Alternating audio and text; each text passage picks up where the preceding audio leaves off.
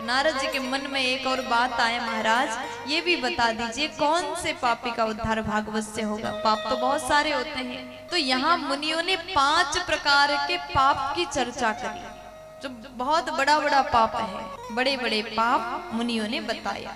पंच उग्र पाप। अब आप लोग सुनिएगा, पंच उग्र पाप में कौन से पाप आते हैं। सबसे पहले है मदिरा पान। आप लोग के यहाँ तो कोई नहीं करता होगा, नहीं करते ना? हाँ बताइए। अच्छा, जो नहीं करता हाथ उठा के बताओ। झूठ बोल रहे क्या? नहीं, आप लोग हाथ नहीं उठा रहे, इसका मतलब क्या है? क्या समझे हम? अब बताओ, माताएं हाथ नहीं, मैंने कहा जो नहीं करता वो हाथ उठा दीजिए, ऐसे। हाँ अच्छा, जो करने वाले धीरे से हाथ नीचे करके नजर झुका के बैठ गए। पोल तो खुल गई, प्यार से बोलो राधे राधे। अच्छा अब ये बताइए, जो करता वही हाथ उठा दो। आप लोग बाप रे बाप, जो करता मदिरा पान वो हाथ उठाइए, ऐसा बोला हमने। माताएं हाथ उठाए तो अब क्या समझे हम इसको? प्यार से बोलो। अब सुनिए, बात यह है कि जो मनुष्य मदिरा पान करता है और ऐसे पापी भी अगर भागवत सुनता है तो उसका उद्धार होगा। मदिरा पान करने वाले पापी का भी उद्धार केवल भागवत कथा से ही संभव है। इसका अर्थ ये मत लगाइएगा मदिरा पान रोज करेंगे और रात को सोते टाइम कथा भी सुन लेंगे। अगर आप ऐसा करते हैं तो बिल्कुल उद्धार नहीं होने वाला।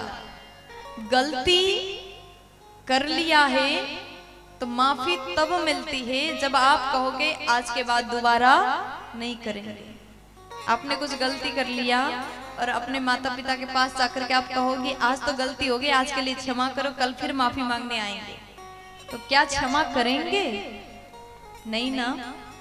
जब आप ये बोलोगे आज तो गलती हो गई, कल हम आज के बाद जीवन में ये गलती दोबारा हम नहीं करेंगे, तब जाकर के क्षमा किया जा सकता है। उसी प्रकार आप भागवत कथा सुनने आइए और आपने अगर जीवन में मदिरा पान किया है तो बस आप भागवत जी के शरण में आकर के ये कह दीजिए कि हे भागवत जी, हमसे तो जीवन में पाप हो चुका है, लेकिन अब हम कसम खाते हैं, संकल्प करते हैं आज के बाद मदिरा को हाथ नहीं लगाएंगे, पिएंगे भी नहीं। प्यार से बोलो। ये संकल्प अगर करते हैं और मन से कथा सुनते हैं तो आपके ऊपर कृपा अवश्य होगा। दूसरे नंबर में कहा ब्रह्म हत्या। ये भी महापाप है। जो मनुष्य ब्राह्मण को मारता है उसको ब्रह्म हत्या का पाप लगता है, और ऐसे पापी ने भी मन से कथा सुना तो उसका उद्धार संभव है। तीसरे नंबर में कहा स्वर्ण चोरी। जो मनुष्य सोना चुराता है, किसी का आदत होता है, देखो सब ऐसे नहीं होते, लेकिन कुछ लोग लगता है कि कहां से हमें उठाने को मिल जाए, चोरी करने को मिल जाए।